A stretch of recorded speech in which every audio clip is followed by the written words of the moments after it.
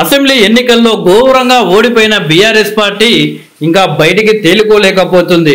లోక్సభ ఎన్నికలు దగ్గర పడుతున్నా గానీ ఇటు బీజేపీ పార్టీ అలాగే కాంగ్రెస్ పార్టీలు లోక్సభ ఎన్నికల్లో ఫోకస్ చేసి ఎలాగైనా లోక్సభ ఎన్నికల్లో మెజారిటీ సీట్లు గెలవడమే లక్ష్యంగా బీఆర్ఎస్ పార్టీ కాంగ్రెస్ పార్టీలు ముందుకు వెళ్తున్నాయి.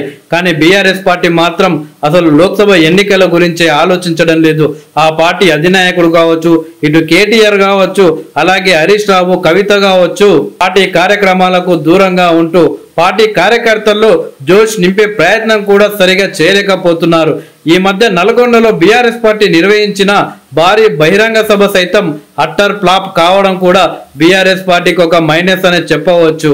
తాజాగా కేటీఆర్ గారు గత కొన్ని రోజులుగా పార్టీ కార్యక్రమాలకు దూరంగా ఉంటూ వచ్చిన కేటీఆర్ ఈ రోజు సంచలన వ్యాఖ్యలు చేశారు.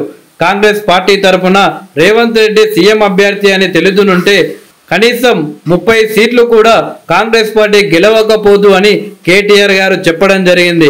అయితే కేటీఆర్ చేసిన ఈ వ్యాఖ్యల తర్వాత ఒక సర్వే సంస్థ సంచలన విషయాలు లీక్ చేశాయి.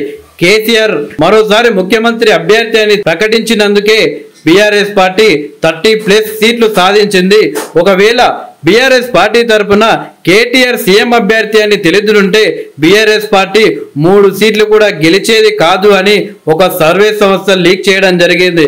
ఇప్పుడు సోషల్ మీడియాలో కేసీఆర్ చేసిన వ్యాఖ్యలకు ఇప్పుడు ఈ సర్వే సంస్థ ఏదైతే బయట పెట్టిందో ఆ వార్తలను మెన్షన్ చేస్తూ కేటీఆర్ కి స్ట్రాంగ్ కౌంటర్ ఇస్తున్నారు కాంగ్రెస్ పార్టీ కార్యకర్తలు.